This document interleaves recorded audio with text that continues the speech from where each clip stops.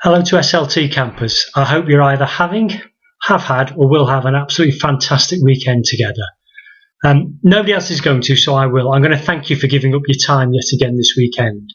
You're working too hard and you're doing too much, but we're genuinely grateful as a profession for your commitment, and I'll return to that theme later. I've looked at Jill's video from last year, and I thought I'd start with a few bits of advice for senior leaders before reflecting on what might be facing you. The first is, make sure you're a great teacher. Never lose that love of learning and always focus on it. Make sure you're taking the next steps and you're improving the quality of teaching in your classroom and those around you. My next piece of advice was be present and be a presence. And by that I mean nobody's going to thank you for arriving late or going early or taking time off, so it would be wrong for me to pretend it would. But the other thing is, make sure you're a presence in and around the school. You sit at that absolutely pivotal point between the senior leadership team and the head and the deputies and the people at an operational level. You're the link, and any change is as good as the link, and you need to be strong. So be out in the corridors, at the front of school, at the beginning of end of day, and carry on the great work you're doing. Head for trouble and don't create it is another one of the things I say to senior leaders. I used to say head for the gunfire, but that's taken on a wrong meaning in a number of schools. But if there's trouble, don't walk by, have a look, see what you can do, and always pour oil on those troubled waters. For what it's worth, a strategy I used to do is whenever a child was brought to me and they're off on one, I always used to apologise to the child, say, I'm just busy for a moment, can you stand there and give me 10 seconds? And needless to say, 10 seconds later, they can't remember what it is they were angry about, and you can crack on. So good luck in those. I've said before, you kind of sit at that pivotal point between the deputies and the head and the people at an operational level. And one of the things that you'll need to do is you'll need to make sure that you actually convert the strategy, which can kind of be a bit ephemeral at times and woolly, into an actual reality for people as they actually go about their daily jobs. And I wish you good luck in that, because that's keeping an eye on the detail as well as the overview, and making sure that as people are going around their daily jobs, they're doing those well, but you're always heading towards a key endpoint.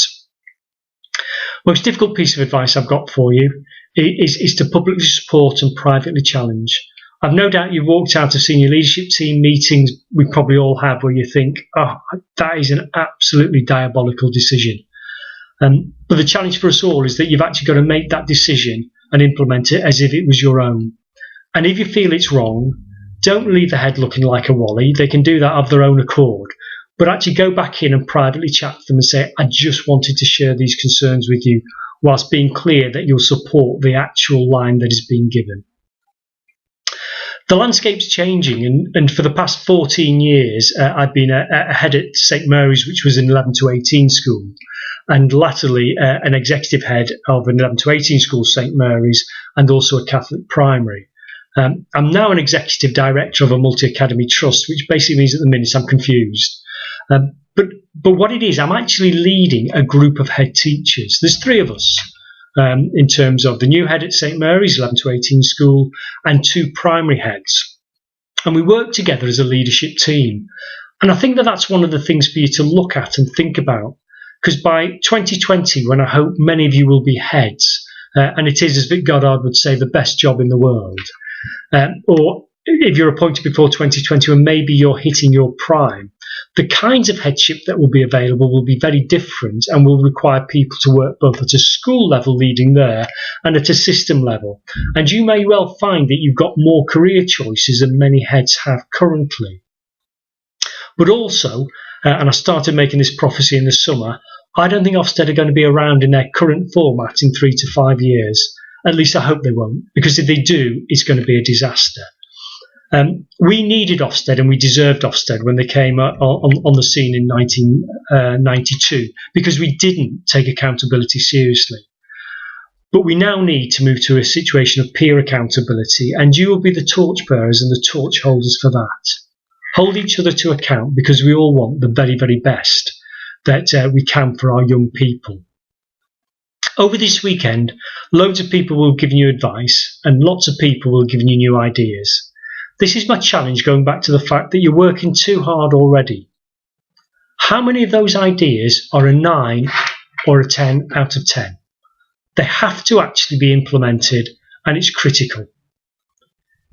Grade the ideas. 7 and 8, remember, is a no. Just take back those 1 and 2. Absolutely critical ideas from the whole weekend that you have to implement. Remember, less is better. Thank you again for giving up your weekend. I hope you are having a fantastic time.